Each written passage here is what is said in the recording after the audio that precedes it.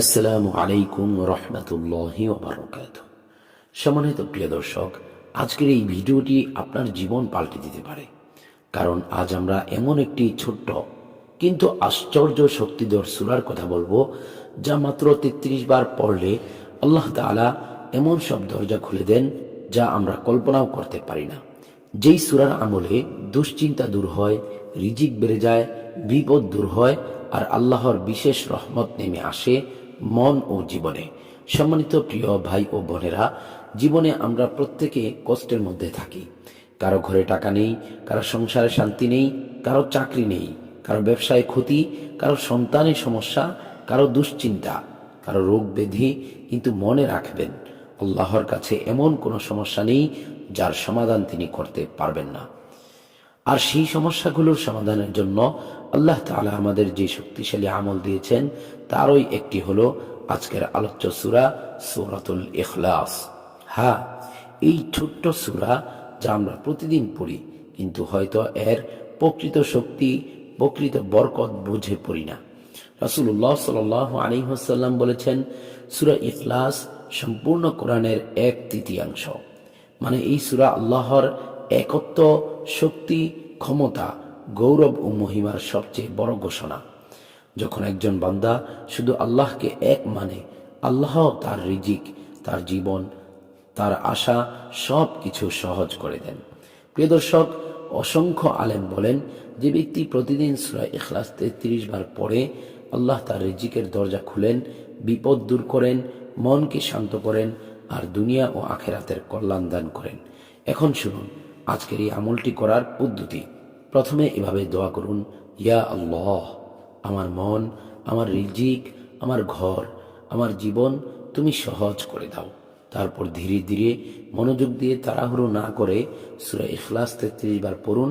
এটা করতে আপনার 3 থেকে 5 মিনিট সময় লাগবে, কিন্তু আপনি যদি মনোযোগ দিয়ে করেন তবে আল্লাহর রহমত নেমে আসতে সময় লাগবে না।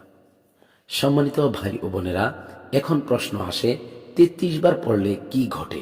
আসুন একে একে শুনুন। 1. রিজিকের দরজা খুলে যায়।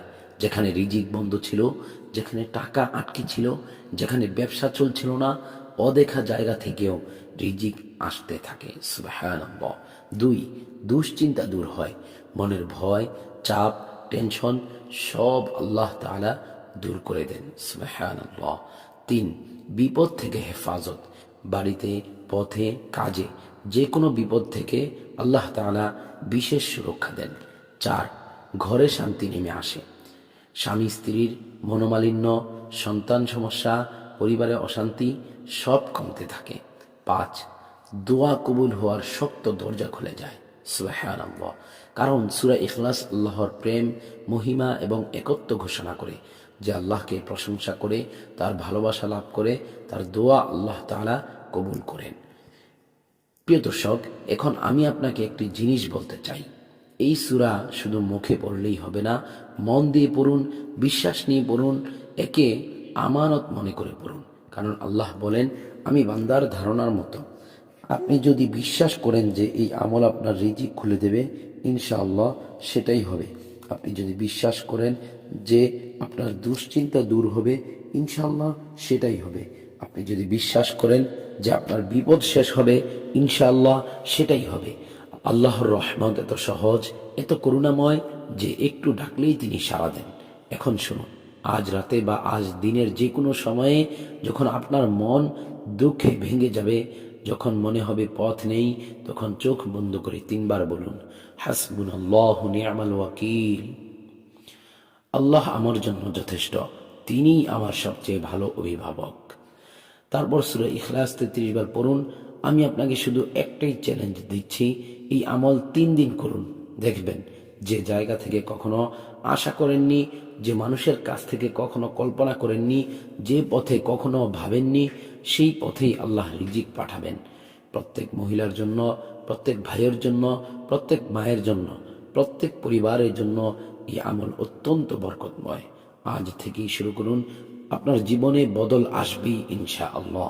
শেষ দোয়া, ইয়া আল্লাহ, যারা এই সূরা পড়বে তাদের রিজিকে বরকত দাও, দুশ্চিন্তা দূর করে দাও, বিপদ থেকে হেফাজত করো, আর তাদের ঘরে শান্তি দান করো। আমিন।